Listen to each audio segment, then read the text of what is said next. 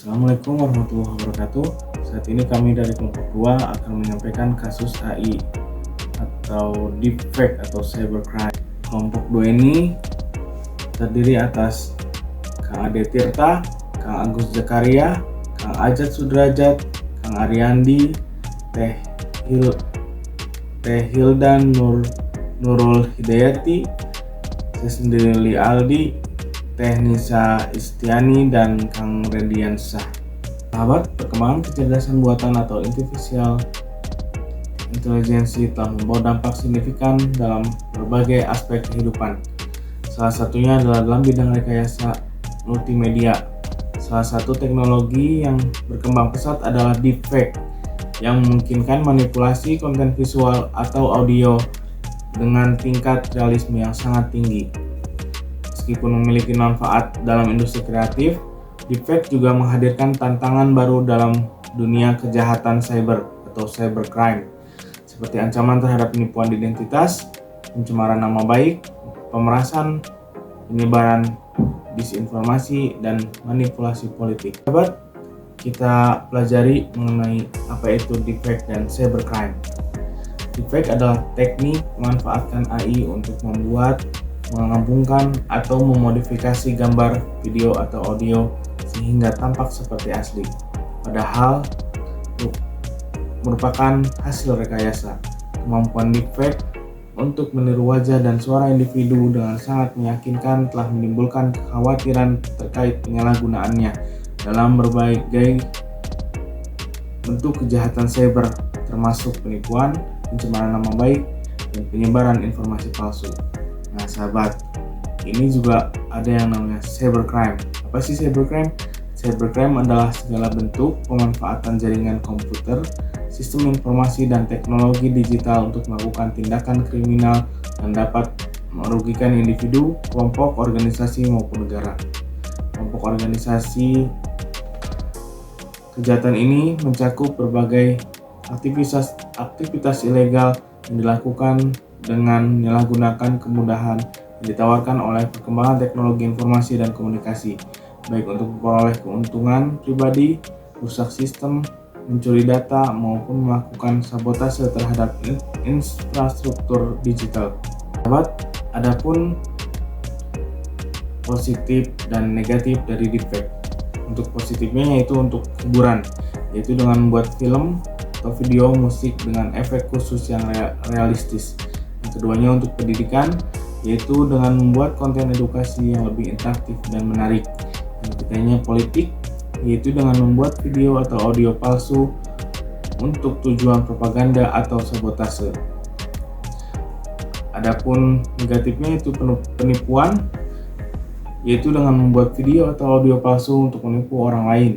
Yang kedua itu untuk memfitnah, yaitu dengan membuat konten palsu untuk merusak reputasi seseorang. Dan yang ketiga adalah kejahatan, yaitu dengan membuat video atau audio palsu untuk tujuan kejahatan seperti pemerasan atau penipuan. Yuk kita mengenal deepfake lebih jauh. Teknologi deepfake itu cara kerjanya, teknologi deepfake menggunakan algoritma machine learning untuk mempelajari dan meniru pola perilaku seseorang.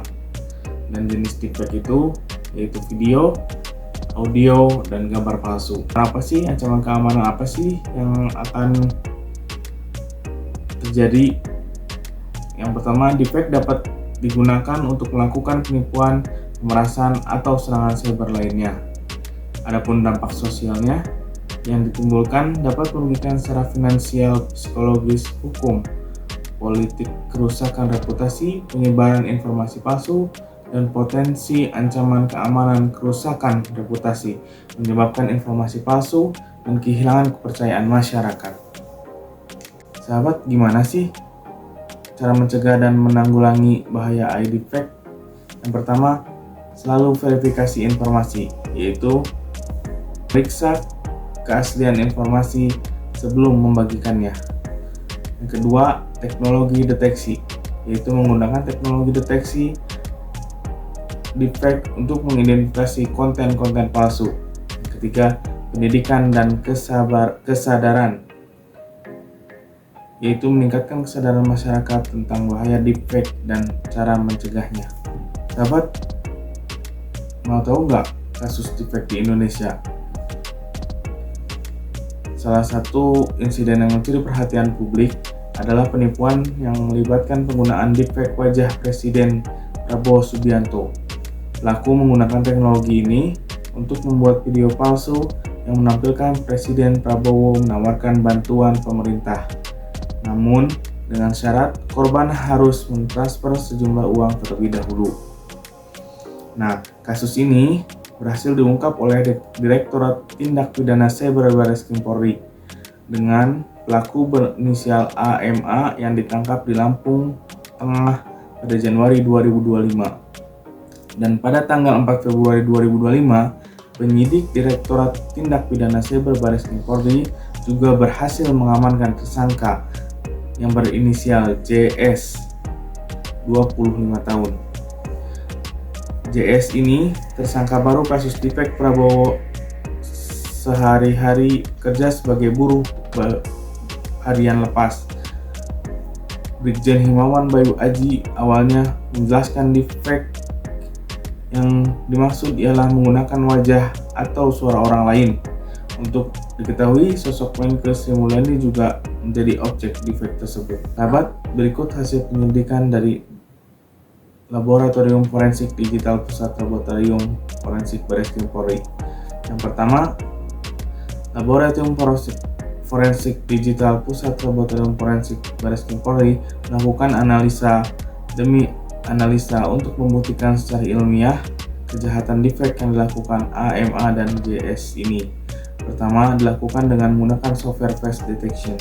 Yang kedua, analisa juga dilakukan menggunakan generate adversarial neural network atau GANN. Himawan mengungkapkan hasilnya ditemukan proses editing dan menggabungkan video-video menjadi satu frame. Hasil penyelidikan yang dilakukan penyidik JS telah beraksi sejak 2024. Dia telah menipu 100 orang. Keuntungan dari penipuan 100 orang itu jika diakumulasi sebesar 65 juta rupiah. Himawan mengatakan 100 korban JS tersebar di 20 provinsi. Kasus ini berkaitan dengan pasal 20 ayat 1 Undang-Undang Nomor 19 Tahun 2016 tentang Informasi dan Transaksi Elektronik, yaitu UU ITE. Melarang setiap orang dengan sengaja dan tanpa hak menyebarkan berita bohong dan menyesatkan yang mengakibatkan kerugian konsumen dalam transaksi elektronik. Teknologi deepfake ini telah menjadi ancaman serius dalam kejahatan cyber yang memungkinkan pelaku untuk menipu masyarakat melalui manipulasi video dan audio yang sangat meyakinkan. Kasus penipuan yang melibatkan tokoh publik seperti Presiden Prabowo Subianto dan pejabat lainnya menunjukkan bagaimana deepfake dapat digunakan untuk menyebarkan informasi palsu dan merugikan korban secara finansial maupun psikologis. Tantangan utama dalam menghadapi kejahatan ini adalah meningkatnya kompleksitas teknologi yang menyulitkan deteksi serta penegakan hukum yang efektif.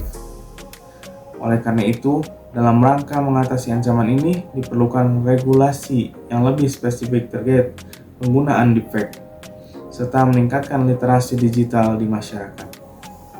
Sahabat, jazakumullah khairan katsiran. Semoga sahabat semua dilindungi oleh Allah Subhanahu wa taala dari kejahatan deepfake. Terima kasih.